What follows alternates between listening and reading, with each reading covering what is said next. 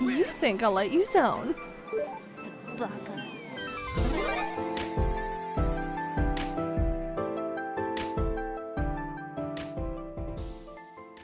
Time for another video game review, but this time let's do something a little different by playing a 2.5D RPG hybrid brawler called Dawn of the Monsters. Dawn of the Monsters was developed by 13AM Games and published by WayForward, the studio behind Shantae and River City Girls, so it must be as awesome as them, right? The game was released March 1st, 2022 on all major platforms and even smartphones. Will this kaiju game be crowned king of the beat 'em ups, or will it go out with a whimper in the night?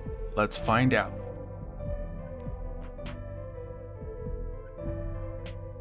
The game takes place in 2036, where the world has started being attacked by huge monsters called Nephilim.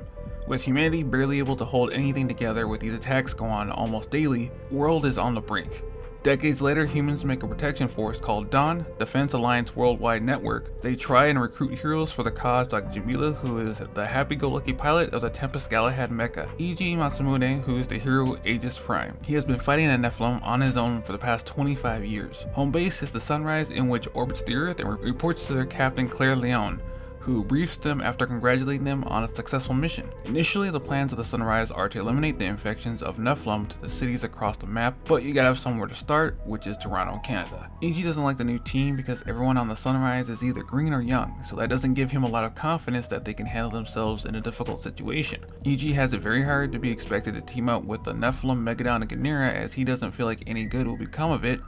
And a character you get introduced to is Victor, a scientist of the Sunrise's R&D department, who tells the old hero that nothing will change if he keeps thinking like that, but he should be using a different point of view, like using the enemy's weapons against them. Victor tells E.G. that Megadon and Ganira are on their side, so he shouldn't be worried. Later, Jamila and E.G. meet a pair of kids on the Sunrise, wondering if they're lost, and they lose them, but Jamila learns that E.G. has a 16-year-old son. After that, Claire comments that the Commander-in-Chief will be visiting soon. After another victory, the team meet Conrad Fosco, who is in control of the whole operation. They find a Nephilim nest that is connected, and if they take it down, then the monsters won't have a foothold in any part of Canada anymore. But Conrad doesn't care how it gets done, just it must make Dawn look good for the publicity and shareholders.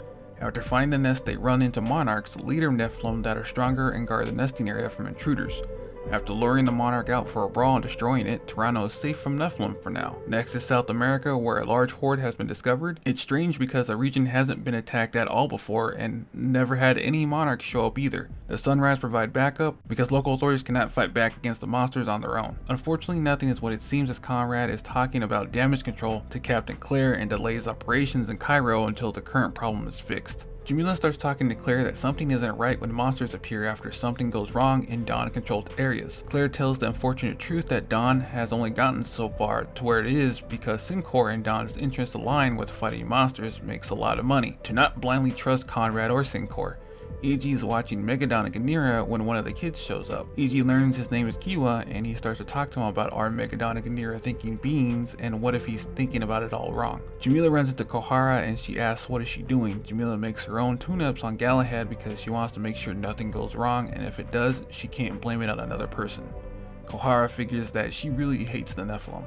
The reason Jamila hates the monsters so much is that her mother was killed in a kaiju attack. After tracking a horde near a riverway, the heroes think that the Nephilim are coming from a Syncor base up the river. E.G. doesn't trust Claire covering for the douche Conrad and knew the base was the problem all along. E.G. and Jamila don't trust anything Claire is saying because of the half-truths she gives, and they ask if they will find another nest at the Syncor base. Claire doesn't know, but she wants them to find out. After another victory, E.G. and Jamila don't feel happy that Syncor, and by extension Dawn, are in on the kaiju attacks. Conrad tries to lift their spirits by saying that the investors are happy and money is coming in. In Cairo, the team tries to take out the nest but are pushed back because the nest called for help and a horde of monsters showed up to defend it. During a briefing, Victor let it slip that the way they are controlling Ganira and Megadon are by operators. After the operation, E.G. wants to know how they control the monsters. They find out stolen mecha destroyed machines that the Sunrise needed to figure out what they were meant to do.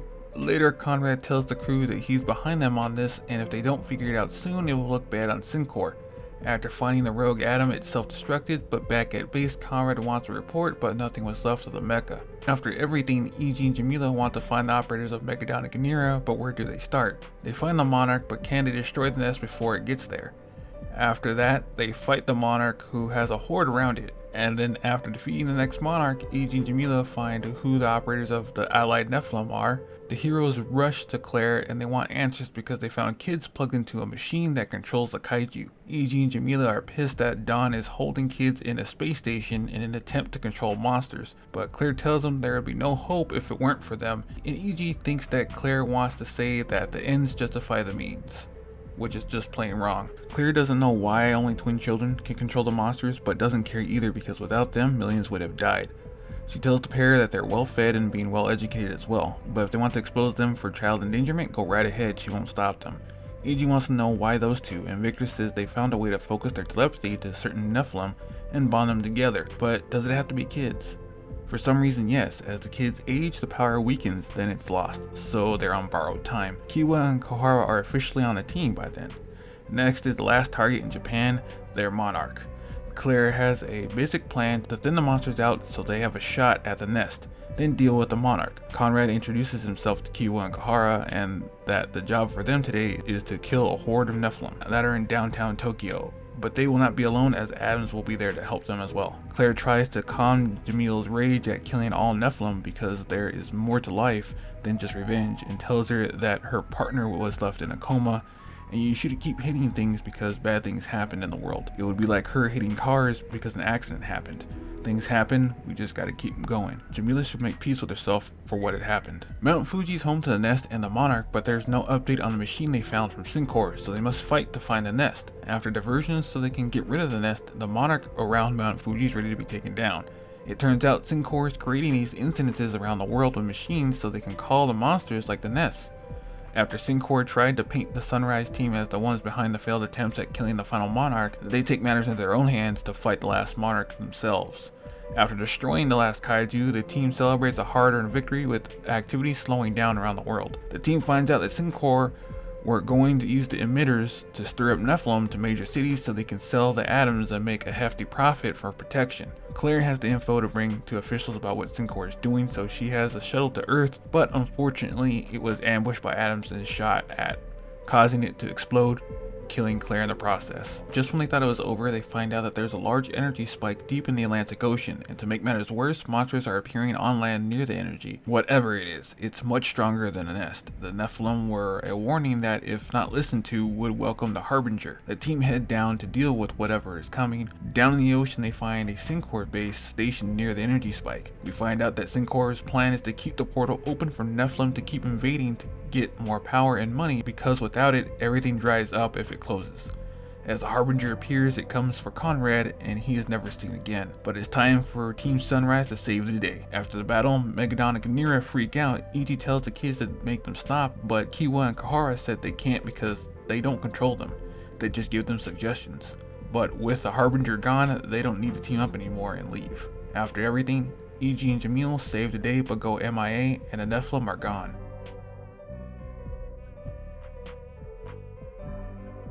Time for the gameplay. In Dawn of the Monsters, in the vein of the classic beat 'em up video games, you go from screen to screen clearing enemies in the field to progress. There's also a combo meter to gauge your encounter rank on how much damage, varied attacks, and time it takes you to finish. All of the characters play as have some basic controls with light and heavy attacks, special attacks, or abilities. The characters you can play are the Godzilla stand-in Megadon, Gamera stand-in Ganira, Aegis Prime for Ultraman, and Galahad for a regular mecha.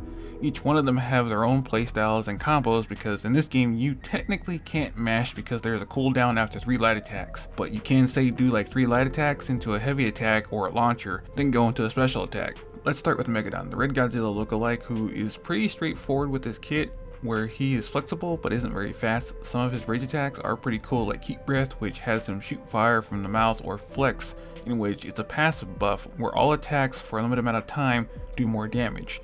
Then we have the Cataclysm attack, which is a massive explosion that sucks enemies in and causes massive damage. After that, the next monster is Ganira, who is for players that like a defensive status affecting style, where she has a few tricks up her sleeve, like Steam Burst, which can be used as a get off me tool that shoots steam out of her, damaging anything in the area.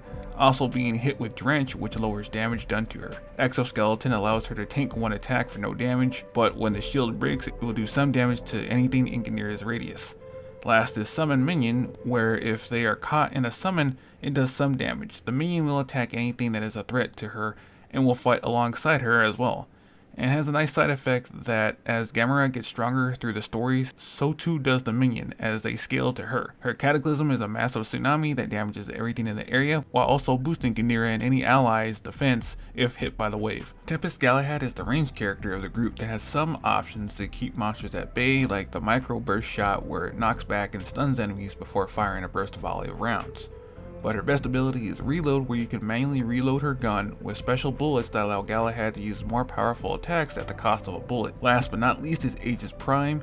He's the most technical character, being the fastest among the team, which allows you to get more juggles and combo attacks to keep the meter going. Erosion Bomb makes Aegis shoot energy out, and an enemy hit with this gets stuck with a bomb, and once it goes off it launches them to the floor while causing erode, making them take more damage for a limited amount of time. Shadow Backstrike, which makes him invincible on startup to enemy attacks, has him go behind a kaiju and strike them, causing a launch and a wall bounce, while allowing Prime to reset and get positioning for a bounce combo.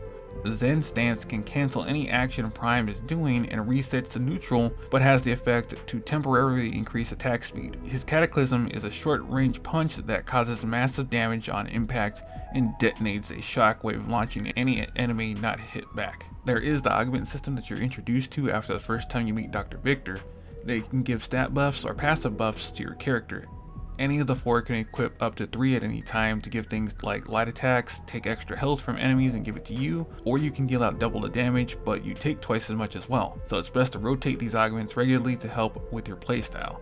To get better augments, you have to complete levels with better ranks. The better the rank, the better the augment pool to choose from. You get graded on how fast you get encounters done, how much damage you've taken, the amount of combos you did during the level, and at the end everything gets added up to see what rank the level was, and you'll get 3 random augments to choose from. But if nothing shows up that you want, you can cash them in, because there is a store you can buy health and a rage meter from to keep you alive longer in the fight, but you can also buy a costume as well, even though they're just color swaps.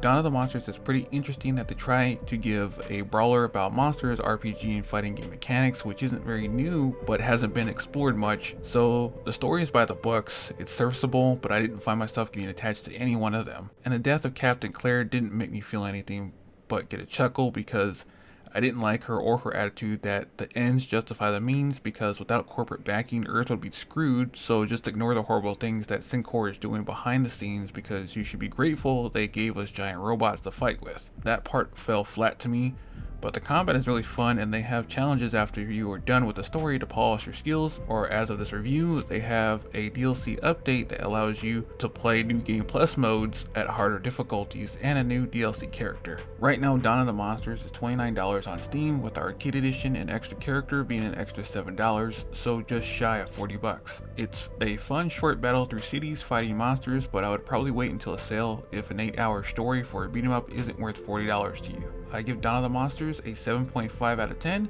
You'll be there for the combat and monster fights, but not so much for the characters or story. That should do it for this review. Stay tuned for more as I try my hand at some other games like RPGs and boomer shooters. Yes, that's a genre now. Till next time, stay gold.